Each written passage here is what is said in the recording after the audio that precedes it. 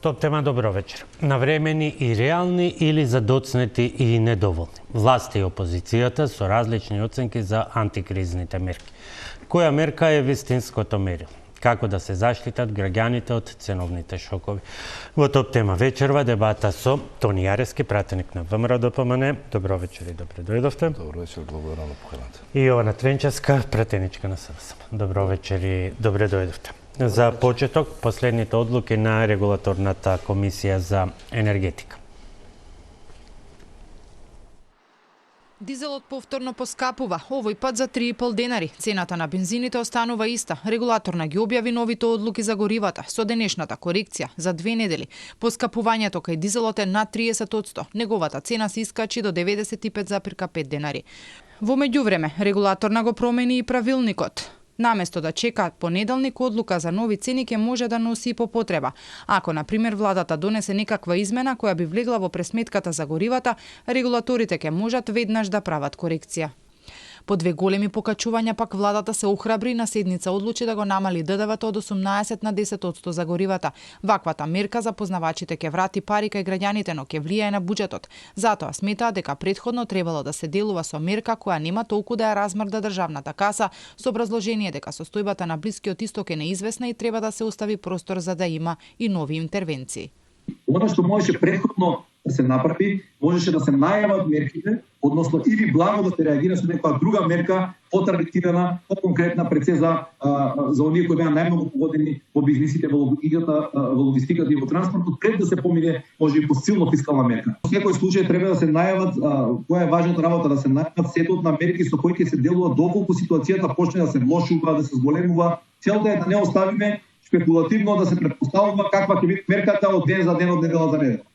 Може би ќе се делува и со други мерки со оглед на тоа што владата прогласи кризна состојба во време траење од 30 дена. Премиерот Мицкоски конкретно не одговори. Имаме уште неколку чекоришта, неколку мерки, но внимателно следиме ситуацијата. Граѓаните и бизнисот треба да бидат спокојни. Во овој момент имаме предизвици, ќе има предизвици. Од Министерството за енергетика пак уверува дека имале состанок и се во преговори со ОКТА за нови поволности кои би можела да ги даде компанијата. Цената пак на нафтата на светските берзи и натаму се движи над $100 за барел. Тоа се последните состојби во Македонија. Господин Јарески, дали намалувањето на ДДВ-то беше максимумот во овој момент од страна на владата, имајќи ја предвети буџетската кондиција и фактот дека голем дел од другите мерки кои што стојат на располагање имаат и директна буџетска импликација? Имаат и оваа буџетска импликација. Очигледна е намерата на владата дека сака да го понесе товарот наместо граѓаните. Иако во цела оваа ситуација јасно е дека сите општествени чинители, сите учесници во ланецот на продажба би требало да понесат дел од товарот со цел да надминеме оваа состојба колку што е можно подобро и побрзо. Се разбира дека состојбата будно се следи. Ние сме сведоци дека владата презема серија веќе на чекори кои што укажува дека е многу поподготвена за разлика од претходно да се соочи со кризата и дека ова е првата од низата на мерки. Можам да укажам дека токму и состојбата со која што Македонија може ја има, може би сведочи гужвата на границите каде што нашето соседство сака да дојдат во Македонија да натрошат гориво. Оние последни проценки се околу 8 до 10% од пратучувачка е токму од нив, токму ради стабилност. Исто така мораме да укажеме дека и стабилни се и резервите на самите енергенци. Како што знаете, имаме веќе обезбедено газ до месец април, а има и залихи сериозни и стабилни на нафта за 60 дена. Што значи, може би не може да кажеме никогаш дека се спремни за било која криза, но подготовката е на завидно ниво.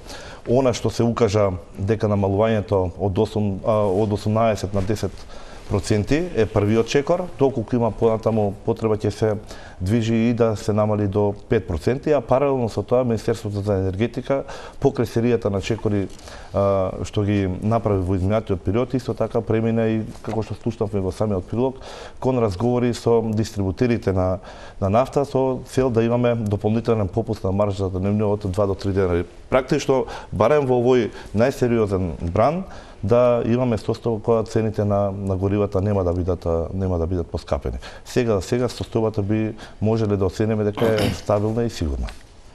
Тренческа, не требаше многу да заврши пресконференцијата на владата вчера за лидерот на СДСМ да излезе и да каже дека во експресен одговор дека ова не е доволно, не соодветствува на состојбата и потребите и очекувањата на граѓаните. Зошто?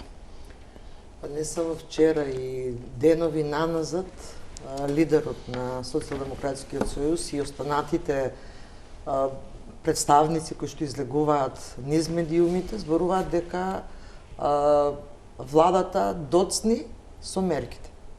Ако нам инфлаторниот бран ни започна крајот на февруари, имаме 3 пати зголемување на нафтата, постепено постојано во тој период основните прехранбени производи се качуваат во маркетите. Цената на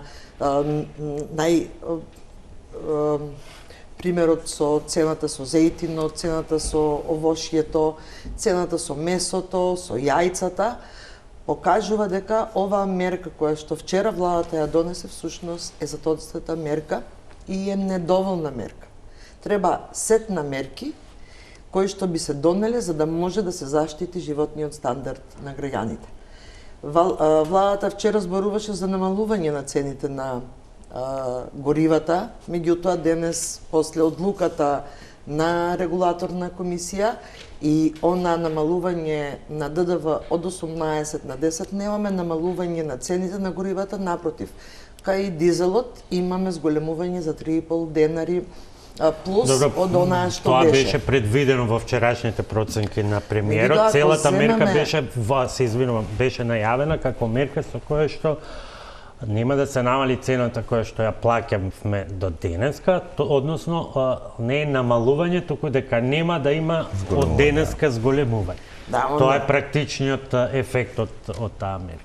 Меѓутоа, ни сите медиуми зборуваат дека ќе имаме намалување на цената. А тоа што всушност денес не се зголеми цената на бензинот, меѓутоа се зголеми за 3,5 денари цената на нафтата, а целиот индустријски сектор, земјоделието користат нафта. Значи, и оваа зголемување ќе има негативно влијание и врз индустријско производство и врз земјоделците, односно врз она што значи потреба на земјоделците во однос на користењето на нафтата. Така да, само со една мерка, намалување на ДДВ од 18 на 10, не можеш да постигнеш ефект во заштита на стандардот на граѓаните. Ако се навратиме на 2020 година, после со отпочнувањето на војната во Украина, ние како власт презедовме низа на мерки, меѓу кои беше мерката и за намалување на ДДВ од 18 на 10, меѓутоа и намалување на акцизата за 4 денари. И од тие причини, ние минатата недела ги поднесовме предлог законите, измените и дополнувањето на законот за намалување на ДДВ на горивата на 5%, намалување на ДДВ на храната на 0, на оние основни прехранбени производи на 0%, намалување на акцизата за 4 денари и преполовување на патарините како сет на мерки кои што навистина би го заштитиле граѓанинот, животниот стандард на граѓаните во овој момент, но би ги заштитиле и приватниот сектор и земјоделците. Благодарам. Ова беа пред да одговорите прашање со кој што всушност ќе може да одговорите. Ова всушност ако се гледаат мерките на СДСМ и се споредат со она што ВМРО ДПМН го бараше во март 2022 година, практично се истипна интервенции и мерки. Зошто сега се неприфатливи? Само затоа што доаѓаат од опозицијата или сметате дека не е време? Други се состојбите, господин Христов. Еве, според бидејќи повеќе работи беа нафрлени, она што најмногу можеби бодеше уши е инфлаторниот бран. Инфлаторниот бран не пошта сега, него ние го отпречевме. Инфлаторниот бран го пошта СДСМ. Говориме за период за кој што го посочивте, кај што имавме двоцифрена инфлација. Исто така, говориме за период кај што инпутите кои што ја хранат инфлацијата, односно што ја хранат кризата енергетска тога што ја имавме, практично беа празни хидроакумулации, имавме набавки на јагнен по неколкократно поголема цена, нема да навлегувам тоа повеќе, си има постапки веќе кои што тојат. Имавме страшна жет за газ, кој што никаде го немаше, а и тој што успеавме тогаш да го обезбедиме со таа влада тогаш беше со неколкократно повисока цена. Затоа и кажав, не е само една мерка со ДДВ-то. Ние имаме залихи на газ до април и нафта за 60 дена. Ние можеме да бидеме стабилни. Во исто време, покрај ДДВ-то се прати активно и состојбата. Можеме да карикираме колку сакаме, но ние, како држава, немаме влијание на случувањата на Блискиот Исток. Точно е, неизвестноста може би потрае уште некој период. Добри се показателите овие денови што кажаат дека ете имаме и мал пад на цената, можеби во овој контекст да се напомне дека можеби е добра и одлуката на регулаторна што ќе може на дневно ниво да се направи, но за разлика од тоа што само да бидеме коректни, мисливме сите дека е на дневно ниво, бидејќи при првиот скок на цената на нафтата, кога ги прашавме зашто не се менува на дневно ниво, кога следниот ден се намали, тие го сменија правилникот од 2022 кој што му возможуваше на дневно ниво. Денешната измена на правилникот значи измена на дневно ниво само доколку владата има интервентни мерки како што имаше сега, значи намалување евентуално на акцизи или уште едно намалување на ДДВ, но не и на секој ден, ако например не секој ден, ако например денеска е 100, ако утре падне наеднаш на 80 цената на нафтата, тој инструмент кој што се користеше 2022 нема да го користи. Да. Чисто за прецизирање. Така да, многу се поразлични состојби од тој период во кој што посочивте. Исто така, мораме да укажеме дека и сега имаме, за разлика од тогаш кога постоја разрушени институции, сега имаме институции кои што се веќе консолидирани, кои што треба да си ја вршат својата функција. Исто така ќе се следи и состојбата, државниот пазарен инспекторат е ностоп на терен, Комисијата за заштита на конкуренцијата можеме да се сведоци за секојдневно нивно делување. И конечно, оваа мерка не е дека една единствена мерка. Ова е само последната мерка, да се надеваме дека состојбата на глобално ниво веќе ќе може да се стабилизира, па да можеме да се нормализираат и состојбите во снабдувањето во регионот. Само кратко. На забелешката на колегата дека инфлацијата тие ја спречуваат сега. Значи, инфлацијата после војната во Украина во октомври, која беше највисока и која завршивме со 14,2, постојано се намалуваше да дојде до 3,5, односно 4,1. Во моментот, колега, во моментот инфлацијата на храната, вие на... Ве молам, немојте за храната и за вашиот период да го споредуваме. На храната, сега зборувам за 26-та година. На месото вие 7,9, на овошјето вие 16,3, на безалкохолните пијалоци вие 10,7, на масти и масла вие 2,9, на месо, сирење, на млеко, сирење и јајци вие 4,2. Ви кажувам дека оваа се податоци во февруари, во споредба со февруари 25-та година. Но генерално за уздана инфлацијата која што беше двоцифрена, а ефектот од инфлацијата, од војната сега на Блискиот Исток, ќе го почувствуваат граѓаните и економијата за 2 до 3 недели. Сега започна. Меѓутоа, за 2 до 3 недели ќе видиме колку. Добро, констатиравте барем дека во моментов граѓаните и стопанството не ги чувствуваат ефектите од кризата на... Не зборувате дека вие сте ја спречили, кога и вам постојано ви се качуваат... фактографијата е таа, ќе ги видите дека сега ќе паде може би по 3%. Продолжите Тренчевска да ги расчистиме овие дилеми, иако многу често се влече таа паралела, мерките што тие ги предлага, вие тогаш не ги усвоивте, понудивте свој пакет во тој период 2022 година. Проциркулира денеска подсетување на оние Facebook статуси на актуелниот премиер, тогаш лидер на опозицијата, каде што рачуна колку ќари има државата од преку акциза, колку имаат трговците и така натаму, но оно што главно преовладува при одбивањето на сите ваши предлози поврзани со антикризните мерки се токму тие факти на различни околности и тој факт на тогаш реално двоцифрената инфлација. Двоцифрената во 14,2 ја спомнавте. 2022 да годината со последниот месец заврши дури на 19, но просечната е 14,2. И овие мерки кои што, затоа зборувам за пакет мерки кои што треба да се донесат и оваа влада, пошто навистина во 22 пакетот мерки кои што антикризни мерки кои што ги донесовме дадоа резултат и даде резултат и намалувањето на цената на акцизата и намалувањето на ДДВ, така да тогаш во 2022 година со намалувањето на ДДВ на 10% и акцизата за 4 денари, всушност ефектот беше да дизелот се намали за 10,5 денари, а бензинот се намали за 11,5 денари. Покрај овие мерки, имавме мерки и за приватниот сектор. Имавме мерки за социјално ранливите категории на граѓани.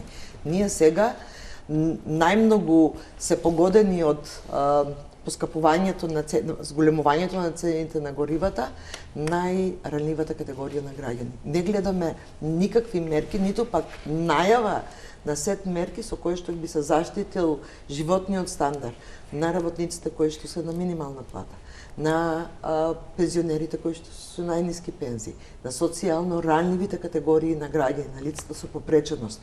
Не гледаме ниту во најава, а додека со веднаш во 2022 година во март ние направивме сет на мерки со кои што ги заштитивме и земјоделците, и ранливите категории на граѓани, и приватниот бизнис, генерално сите граѓани. Така да, кога имаме добар пример на мерки кои што дале ефект, навистина владата не треба да е суетна дека се имплементирани од страна на претходната влада или она што сега го предложивме во собрание дека е предложено од опозицијата, не треба да биде суетна и да го прифати она што е најдобро за граѓаните, за да ги заштити од овој ценовен шок. Два моменти само во контекст на комплементарен ќе видам. Ако некој докаже дека има инклузивен пристап при решавањето на соочувањето со проблемите и решавањето на работите, ова е влада на ВМРО да помине и мнозинството во собранието. Тоа е првата работа. Втората работа, за мерките колку имале ефект, колку биле добри во времето на израз, иако неќем да се навраќам, сакам да гледаме како сега и како понатаму, но најдобро можете ги погледнете извештаите на Државниот завод за ревизија, колку милиони, стотици милиони евра цена дека се нетрансферентно потрошени или колку се потенцијално проневерени. Она што е важно, сега колешката што го напомна, е за моментална ситуација, свесно или несвесно. Последици во моментов нема. А владата ја следи состојбата како на берзите, така и на случувањето на глобално поле и реагира со мерки. Доколку има потреба од дополнителни мерки, дополнително ќе се реагира. Но во овој момент да се надеваме дека и во периодот пред нас што доаѓа, повторно ќе нема последици ниту за граѓаните, ниту за стопанството. Како што кажавме, залихите се обезбедени, ценовната стабилност е горе-доле на стабилна состојбата и немаме простор за паника. Ние како општествени чинители треба да бидеме фактор со кој што ќе дадеме инпут или дополнение во однос на стабилноста, како да се помине овој период постабилно за сите, подобро, посигурно и поодговорно. Иако секој треба да го понесе товарот во ланецот што. Колега, не треба да чекаме и кога се зголемат цените да се интервенира. Ние сега треба да интервенираме и за производите, затоа што почнува да се зголемуваат цените во маркетите. Не требаше да чекаме да дојде до 96 денари скоро нафтата, бензинот до 86 денари. И таа е дори 2 или 3 пати побала, поевтина од соседството. А розевите научари да ви се на глава, за да преку розевите научари ја гледате состојбата во државата. Воопшто не е розово, колега. Воопшто не е розово. А за извештаите на Државниот завод за ревизија, во делот на мерките од 22 наваму нема ниту една забелешка. Затоа што беа таргетирани, навремени и оттидоа онаму каде што беа најнеопходни. Кај социјално загрозените граѓани во државата.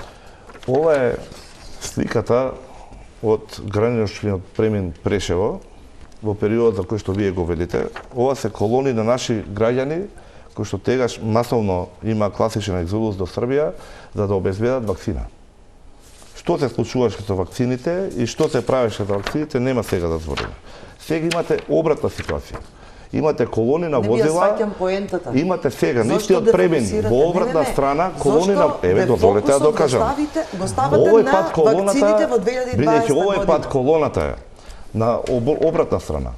Сега имате колони на возила кои што чекаат да влезат во Македонија, бидејќи преди се има гориво и е многу поевтино. Сакам да кажам дека мерките ја прават, молам, не се резервите упрашање, него сега имаме 8 до 10%, кажав на почетокот дека потрошувачката од странците. Стратегија за да се полни, за да се троши горивото повеќе, за да се како можете кога првата мерка е за ДДВ-то за намалување од 18 на 10%, директно кој афектира буџетот.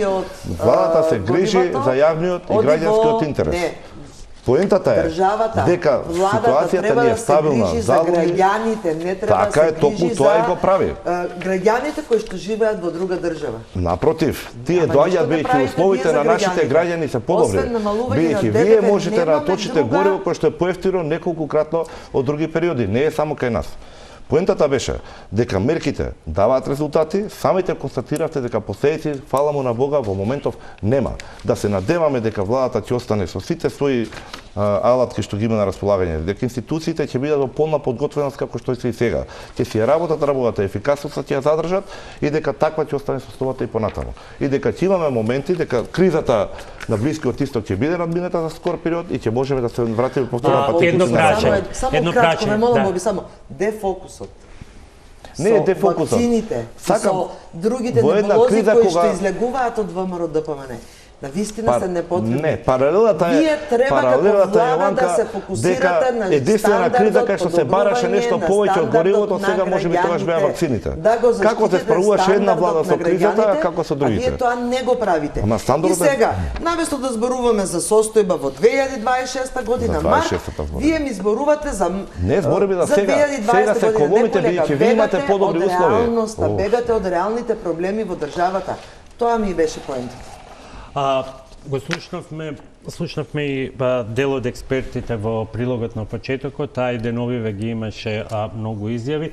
Нивната забелешка е дека јасен е сетот на мерки кои што треба, за дел од владата, особено акцизата ќе имаат многу посериозни импликации и забелешката на речиси сите е дека нема предвидливост што во кој период може да се очекува, односно некаква црна граница на цени на храна, црвена граница на цени на нафтени деривати, од која понатаму би можело да се очекува дека владата би реагирала во еден или на друг правец, и тоа се надополнува со фактот што голем дел од соседите, еве да не одиме во Србија, но например Грција, Хрватска, воведоа многу поконкретни мерки. Хрватите излегоа со многу сериозни субвенции и кон земјоделието токму заради цените на нафтата, ограничување на цените.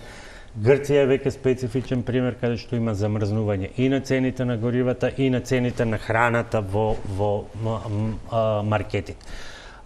Каков е вашиот одговор на се побројните забелешки дека нема предвидливост на мерките и дека е видливо известно колебање кај владата да ги представи сите сценарија, имајќи предвид дека за многумина и генерално и на светската сцена не е прашањето до колку пари може да стигне цената на дериватите, туку клучната дилема е дали ќе ги има. Така е. Затоа и го нафрлив, односно посочи уште од почетокот на емисијата. Тој ризик кај нас е барем надминат.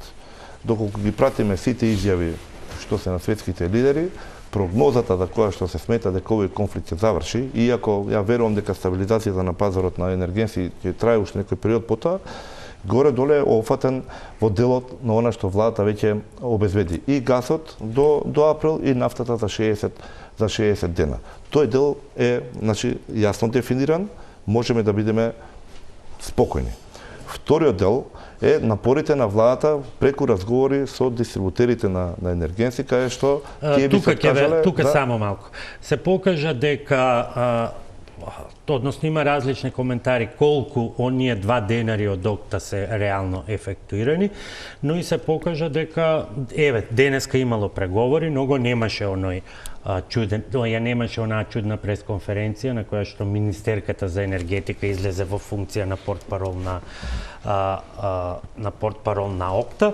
Од друга страна имаме како граѓани, а вие како власт имате доволно пракса од минатото кога се покажа особено кај цената на прехранбените производи дека повикувањето на картата на општествена одговорност не даде резултат. Ги знаеме и оние лути изјави на премиерот кои што беа во минатото кога фактите на терен покажаа дека да, трговците едно ветуваат на преговарачка маса, друго прават во своите пресметки. Затоа и беше Зошто се уште се подпирате на тоа? И вчера слушнавме, очекуваме дека нема да дозволиме никој да профитира, но малобројни се казните и практично колку и да звучат многу, тие 3-4-5 што ги изрече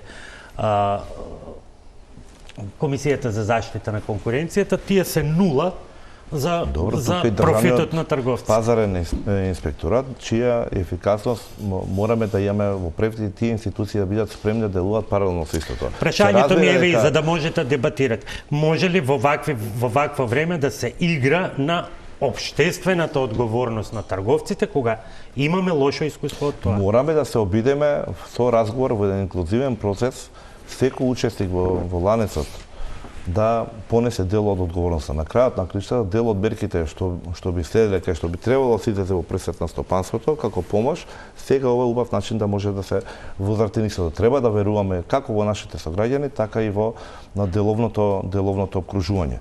Јас сум уверен дека овој период без оглед колкав е предизвик, влегуваме во него многу поподготвени од претходно и верувам дека ќе успееме и ќе имаме сили заедно сите како општество да го надминеме.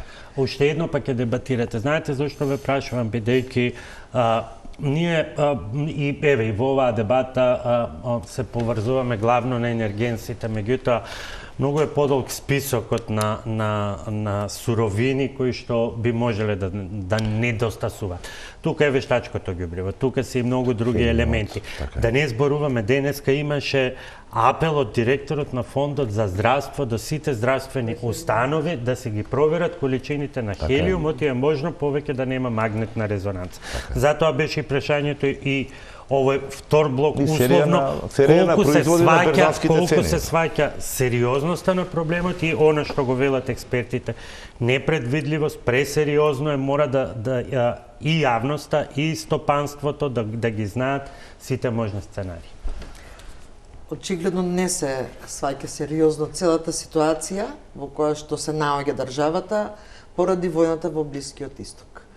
И ги спомнавте дел од земјите во обкружувањето кои што имаат навистина ефикасни мерки за справување со оваа криза, а во Грција покрај во делот на за ограничување на профитните маржи имат и нови мерки за казни за супермаркетите кои што сакаат да профитираат од кризата и тоа казната за овие супермаркети се движи до... Не навлегував јас во детали, бидејќи сега ако го земеме примерот на Словенија, таму веројатно имало многу поголема подготовка, бидејќи вие да ограничите продажба на количество на нафта или на бензин, мора да имате систем тоа да го контролирате. Инаку луѓето ќе се шетат од една до друга бензинска пумпа. Повелете, извинете на дигресија. Ние оставаме на разговори и на свеста на работодавачите, на големите супермаркети. Меѓутоа и претходно ДПИ, Државниот пазарен инспекторат, и претходно се покажа како неспремен и сега ќе се покаже како неспремен за да може да ја следи состојбата и да казнува. Многу малку казни се изречени во минатото и сега. Не верувам дека ќе бидат изречени казни кон големите супермаркети кои што ги качуваат цените, а без да имат основа за тоа.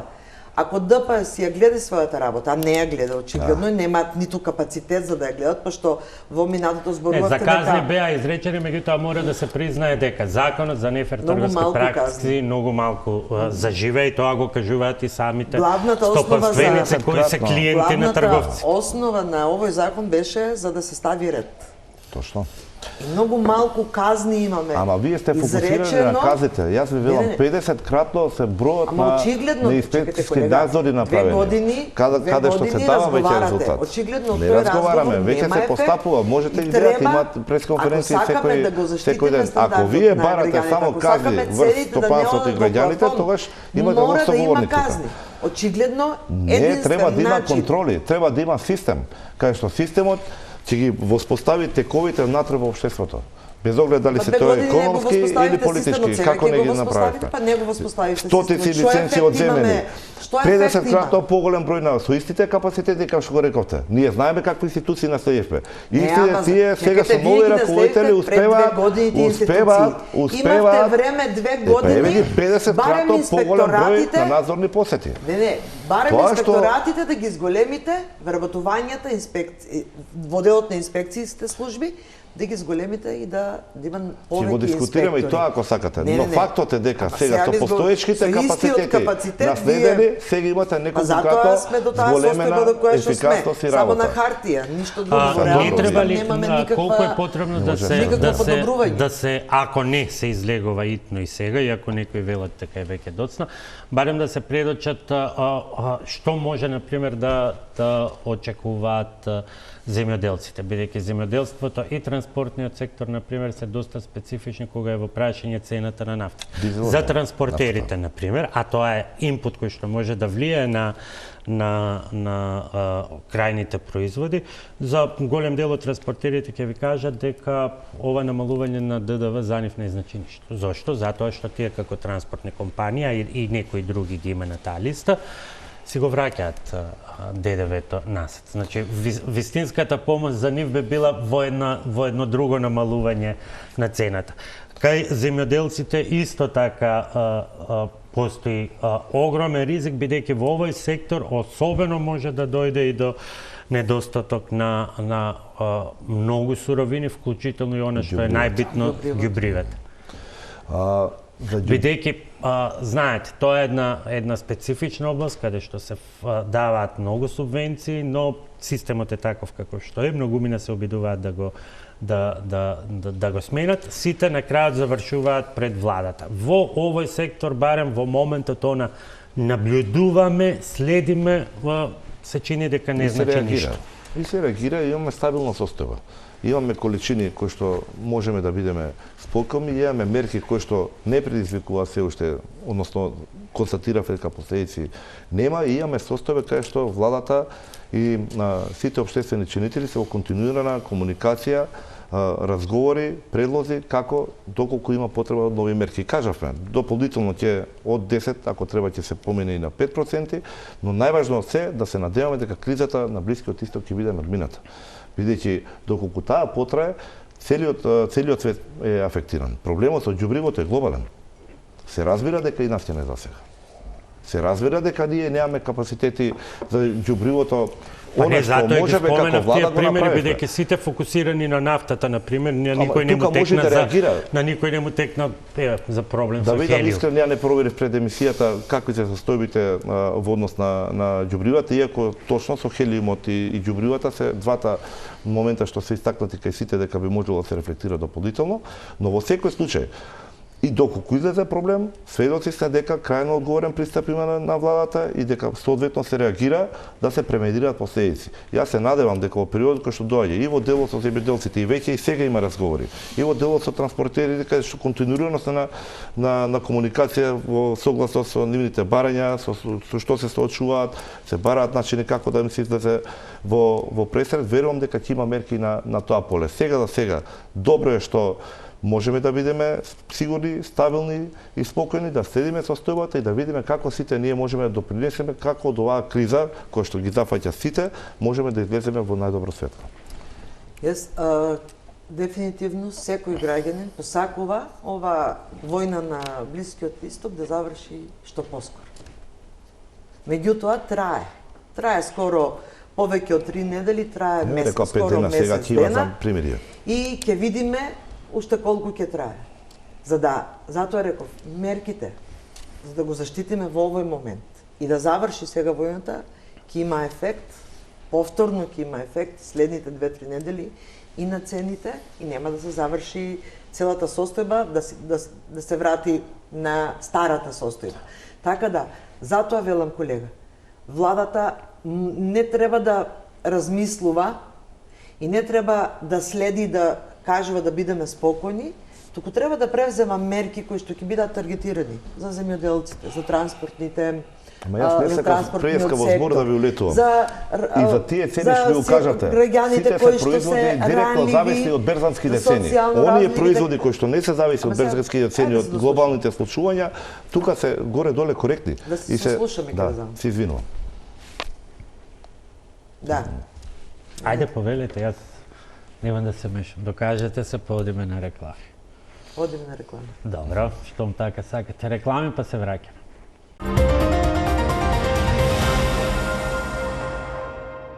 Продолжуваме понатаму и еве во продолжение некако да се обидеме доколку може да се дефинира она, еве па би го поставил прашањето која мерка или кои мерки се вистинското мерило. Една е намалувањето на ДДВ. Втора мерка намалување на акцизите на горивата, парична финансиска поддршка на најранливите категории на граѓаните и пораст на минималната плата.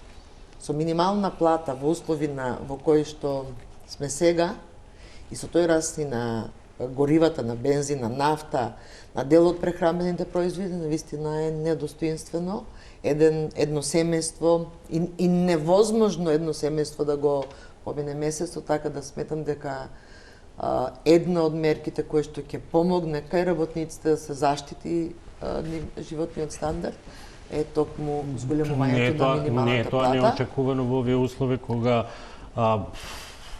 навистина е неизвестно што реално ќе се случува. Ако до вчера може би имаше некаква можност и некакви најави од дел од работодавачите дека се спремни за една или за друга алтернатива, покачување кое што би било компензирано од страна не на државата, туку едноставно да не се плаќаат придоноси за тоа, дека кризава и неизвестноста што таа ја носи, дека го става тоа прашање целосно адапт. Меѓутоа, зголемување на минималната плата со финансиска поддршка на компаниите. Она што беше 22 и 23 за да се субвенционира разликата на придонесите од старата минимална плата до оној износ на новата минимална плата. И тоа дава ефект. И сметам дека ова инфлација. И ова па не беше двоцифрена инфлација. Ама видите, тој предлог не. Инфлацијата беше од друго. Тој предлог со оваа ситуација вие кажувате дека сакате вештачки да ја дигнете минималната плата на работодавците. Колега, да се дослушаме. Како ќе реагирате? Да се дослушаме.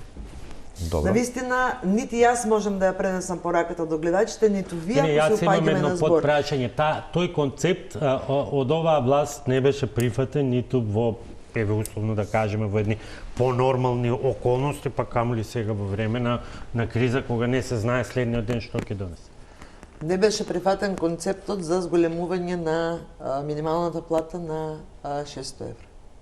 Меѓутоа, во овие услови, во кои што во моментот државата сигурно оваа ќе потрае, навистина е непристојно, недостоинствено да го оставиш работникот со минимална плата од 26.000 денари. Затоа, реков, зголемување на минималната плата со во ист момент, исто во законот за минимална плата се регулира таа финансиска поддршка на приватниот сектор за субвенционирање на разликата од старата до новата. Сакате да кажете дека кризата е можност, Демек? Не, тоа беше можност и претходните покачувања пред кризата на основните прехранбени производи, на струјата, значи се тоа што значи подкрепа на работникот, поддршка на работникот за еден достоинствен живот. Со 26.000 не може да има достоинствен живот.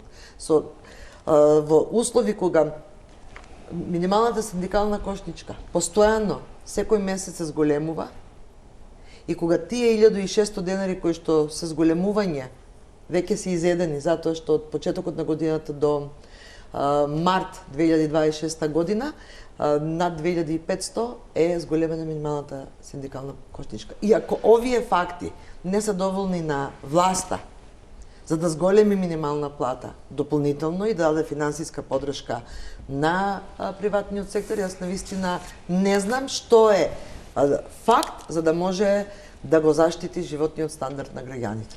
Јаревски, колку овие нови аргументи дека кризата треба да биде поттик за да им се помогне на сите граѓани, може да го сменат вашиот став околу кризата не случајно е криза.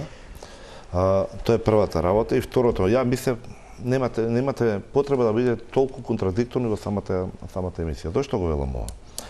Бидејќи ако нешто дојде до израз со книга, со оваа криза, тоа беше неоснованото и политички ангажман на синдикатите во насока токму на минималната плата. Јас во оваа телевизија, во една друга емисија имавме посебна тема за минималната плата, многу коректни, многу содржајни дискусии имавме, само на кратко. И тогаш го реков и сега. Интенција на една држава не е вештачко притискање на минималната плата. Треба да се радуваме кога просечната плата ќе расте. А просечната плата, согласно Државниот завод за статистика, од јануар месец е порасната за 8,3%. Само две реченици објаснување. Што значи тоа? Дека економијата работи, се труди во вакви услови, дава резултати и тоа може да направи остава. Генерално фондот на исплатени плати, масата на исплатени плати е повисок и просечната плата пораснала за 8,3%. Сега за минималната плата уште неколку реченици. Владата како работодавец својата обврска си ја заврши со секој синдикат поединечно.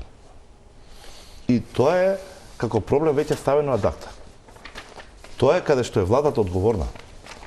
Овој дел, овој сегмент кај што сакате да го наметнете на минималната плата е каде што владата нема ингеренција.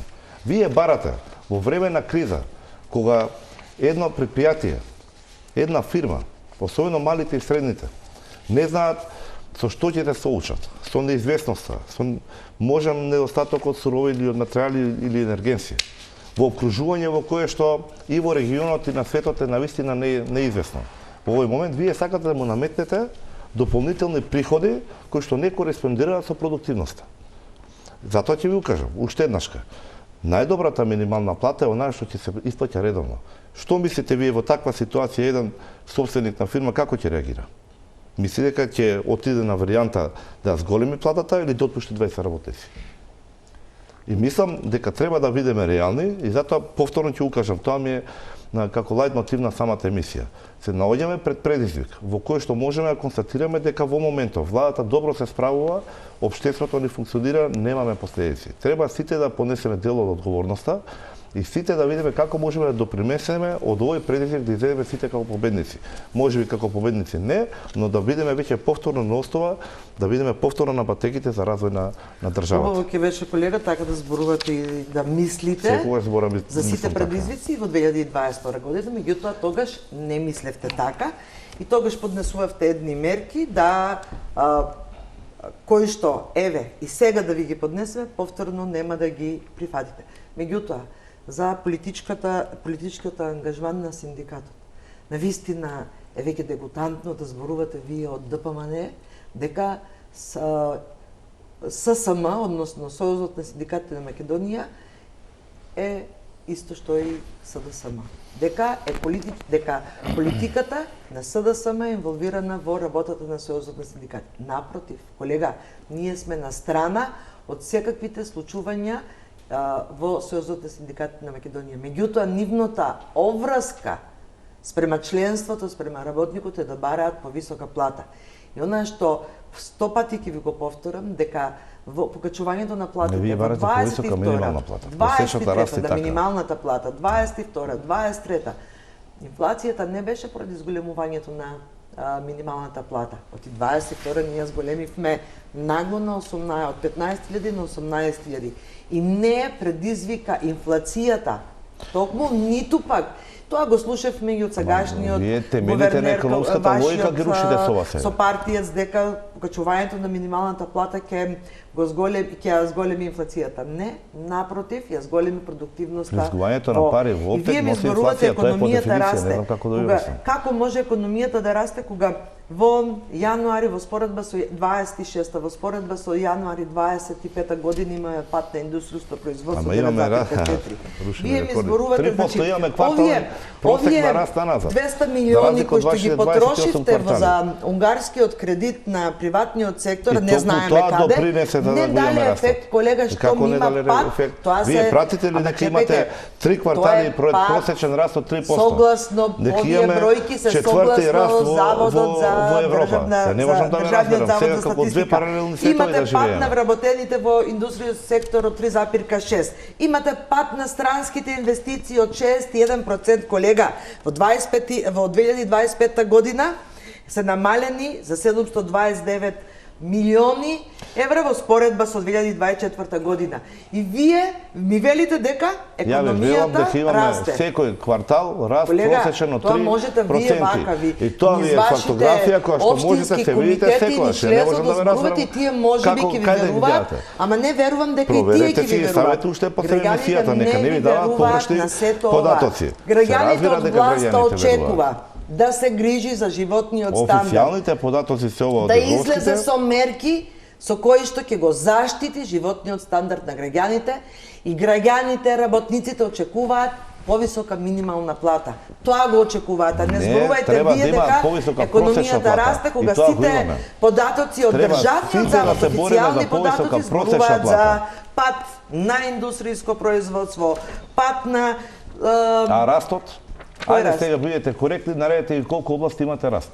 За да имате од 3% просечен раст во секој квартал последователен од сега, тогаш имате, вие ако најдете две, еве за градежништвото има. Видите, мора да бидеме коректни дека барем статистички сега можеме да наоѓаме одвоени параметри. Меѓутоа, барем статистички фактот дека Македонија е четврта економија според економија во Европа, според растот.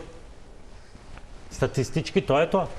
Сега, тоа е сега, дали се живее од статистика и како се игра со статистичките бројки, тоа е и друго прашање, затоа што... Ако можеме да живееме од онаа што ни го зборуваат дека сме четврта економија во Европа, тогаш би било убаво. Меѓутоа не се живее од едни вакви празни флоскули кои што ги слушаме секојдневно во медиумите дека сме четврта економија во Европа. Сакам да останам коректен и празните флоскули нема да ви Ако зборуваме за големината на економијата, ние сме некаде на 40-то место, ако зборуваме за раст, сме некаде од 15-то до 20-то место. Отворете ги сите податоци. Ние сме зад сите и по големина на економија, и по растот на економијата, и по животниот стандард. На дното на секоја табела. И во регионот, и пошироко. А вие можете да зборувате дека сме четврта економија во Европа. Збориме за растот, не можете да знаме. Дали граѓаните ве веруваат е друго. Дали граѓаните се чувствуваат дека живееме ние во четврта економија од Европската унија по статистички податоци, имате потврда од граѓаните на избори. Ја не знам каде зборувате четврта економија во светот.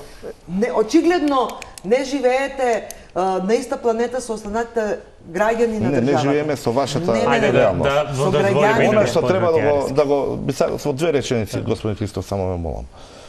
Предизвикот е тука. Не е лесен период во кој што работи и функционира и регионот и светот, но вие податоци што сега спомнавте, можеме сите да бидеме сведоци во какви услови владата успева да испорачува.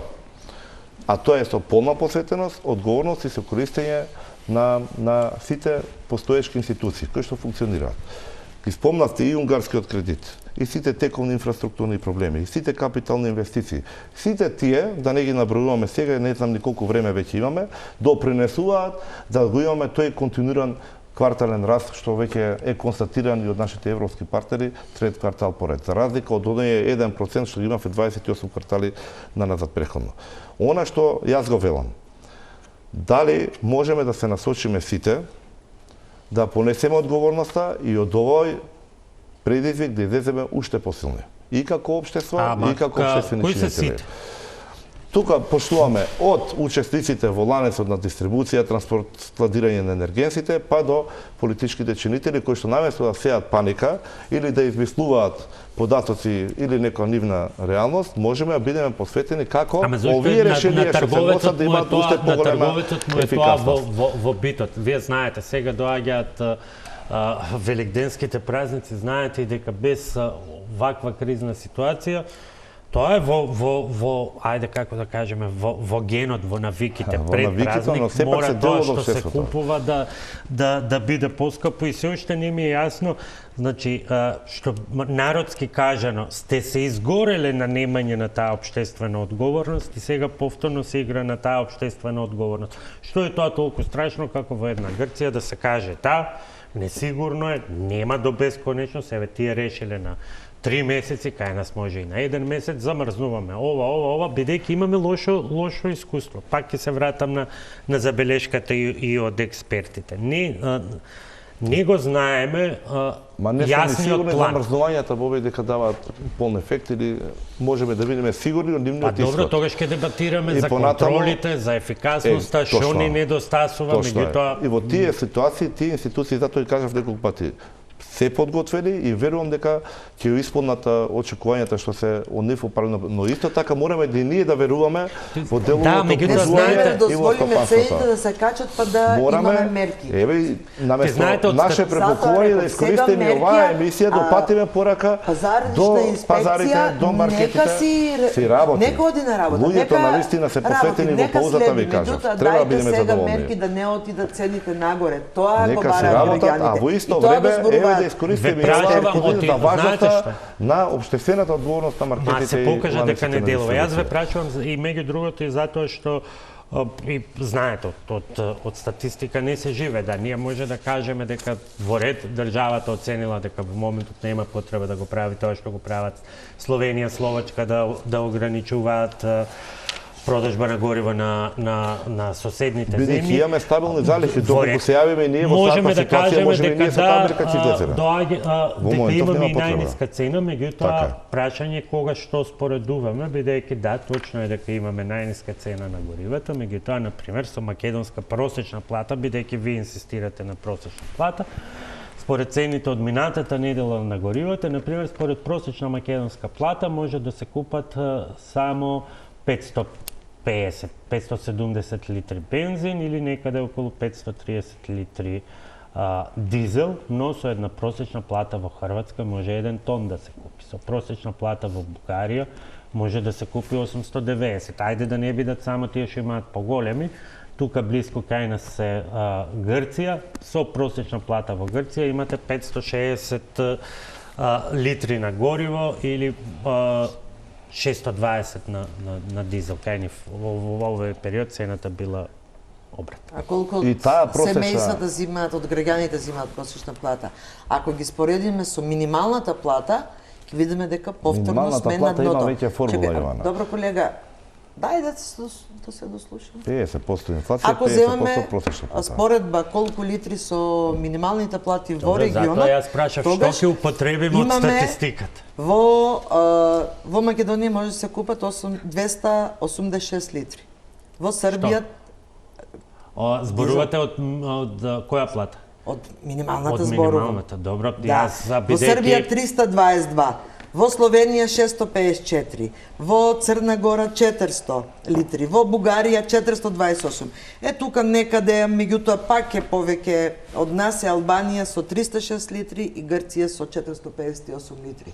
Така да, кај нас можеби е најефтино горивото, меѓутоа се најниски плати. И таа просечна плата во јануар месец е за 8,3% поголема колку литри на минимална колку литри може да земе да купи еден човек со минимална плата кај нас и колку во другите држави, ти можат многу повеќе. Ако не земе плата, нема може да купи воопшто. Тоа е најважно, што треба го разберете. Ние треба да направиме услови и како држава и како општество да може да функционираат. А зошто да не зема плата? Бидејќи ако го притиснете работодавецот на услови кои што не може да работа, се е под контрола. Зошто сега вакви црни сценарија правите? Вие велите вештачки притисок на... Ако е се под контрола, ако економијата расте, зошто да не може да дадат поголеми плати и работодавачите? Ако сте вие реални, ќе видите дека и сега имате сектори кои што имаат многу повисока минимална плата од оние што е. Треба пазарот да ги регулира. Но не е кај сите сектори, а вие го барате сите. Да, 26.000 денари. Но имате сега сектори кои што имате по 40 или 50.000. Не, ние зимаме и по 2.000 евра. А конечно, ако зборувате така. На зборувам крајот за работникот кој што зима 26.000 денари. А вие колективниот договор со центрите за социјална работа ги потпишавте ли кога бевте министар? Да, и јас ги и минималната плата им ја да. Дали се сигурни дека го потпишавте? Меѓутоа да, со синдикатот во здравството што е здравство и социјална заштита. И тогаш во јануари пред да дојде техничката влада го потпишав и минималната плата ја стави во основицата на платите затоа што единствено само тие нема. И сега таа минимална плата. Да не зборуваме. Тоа што триумфално. Не, да не зборуваме затоа што во нашиот период платата во центрите за социјална работа се покачи до 70%, колега. За таа минимална плата, која што излевавте плати. триумфално, кажавте дека ги решава сите екзистенционални проблеми на работникот. Сега таа формула се применува и велите дека не е доволно. Лажете сега или тогаш, тоа е првиот момент. Вториот момент, си има сооднос. Половина од зголемувањето од инфлацијата, половина од просечната плата. Чекайте, расте ние имавме ли од влада интервенција на 2 пати во нашиот мандат за зголемување на минималната плата? Да, над и кога се направи, ама тоа не ви одговара. Договори со синдикатите, вие рековте дека да кажете дека имаме методологија, имаме закон. А што храната, овошјето, основните прехранбени производи постојано ви се качуваат. Што горивата ви се качуваат и ви дојдат до 95 денари. Тоа не важи. Ајде сега ќе одиме по методологијата. Јас можам само да укажам дека треба да бидеме свесни и одговорни. Дека во моментов имаме состојба во која што треба да се разговара и за минималната плата. Треба да се разговара и за состојбите во општеството. Но она што сакав да укажеме, повторно дозволете, ако успееме некако да допреме еден до друг, да се разбереме. Просечната плата, го земав како податок, бидејќи ја осликува подобрените состојби во општеството. Што значи дека оваа држава беше веќе консолидирана, стабилна и веќе конечно застана оваа година на патеките на развојот. Имаме ситуација со која што е предизвик целиот свет. Да се надеваме дека таа ситуација ќе се надмине. Сведоци сме сега дека владата влезе подготвена во колку што е во незините можности во целата состојба, последици се уште немаме, да се надеваме дека ќе ги направиме правите чекори како општество да можеме повторно да имаме развој. Треба да се разговара за све, треба да се дискутира за све. Но треба да бидеме конкретни и реални. Мораме на пауза за реклами, табан толку останува за овие завршни пораки.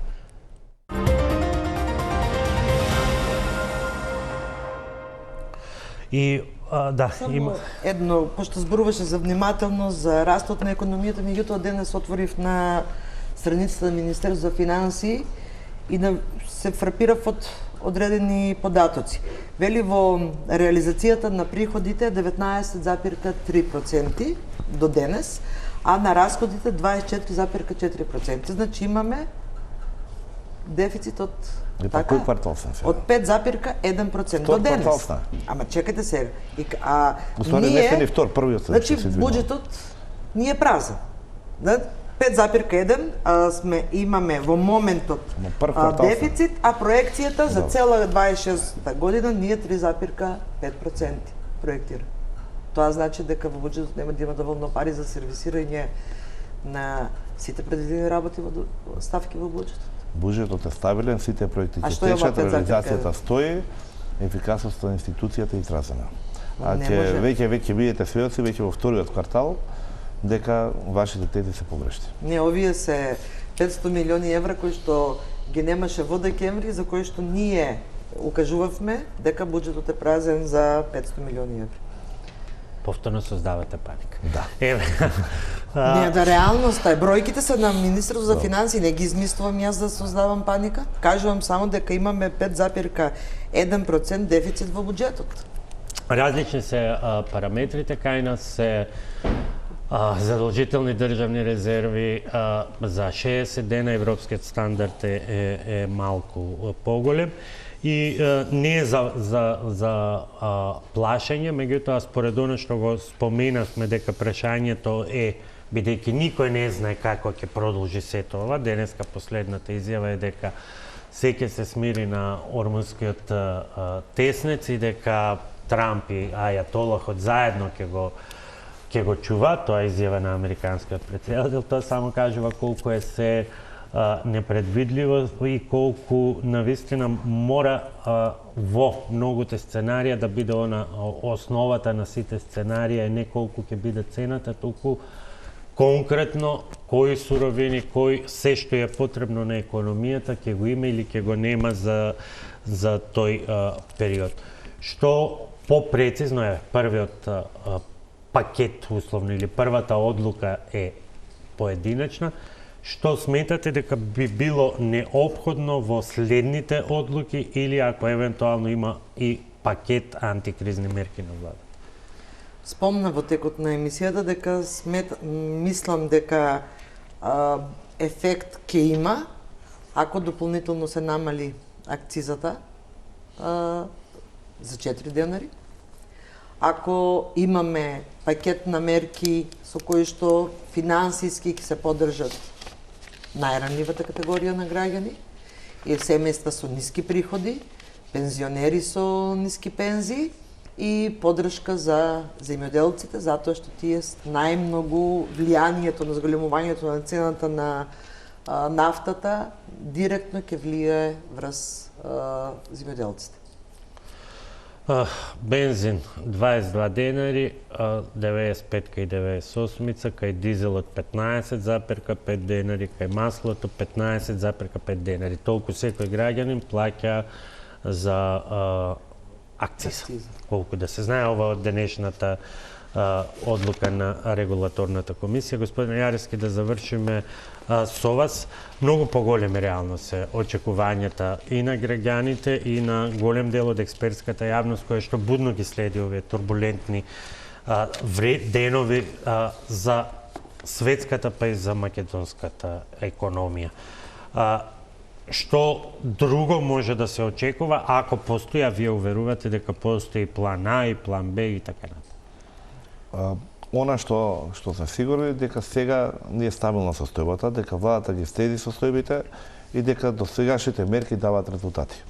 Да се надеваме прво дека ситуацијата ќе се надмени, секако, и доколку не се надмени, треба брзо и ефикасно се реагира како и до сега. Првиот чекор ќе биде со дополнителни чекори со намалувањето на ДДВ-то, акцизата на намалувањето не е исклучено како крајна мерка. Паралелно со тоа, институциите мора да функционираат крајно ефикасно во делот на контролата, а дефинитивно се провери состојбата со залихите што ги имаме на определени материјали, како што кажавте вие преходно, и делот на ѓубривата, и делот на хелиумот, и на другите стокови резерви. Верувам дека тоа се неколку паралелни процеси кои што веќе има чекори кои што се одвиваат во позадина.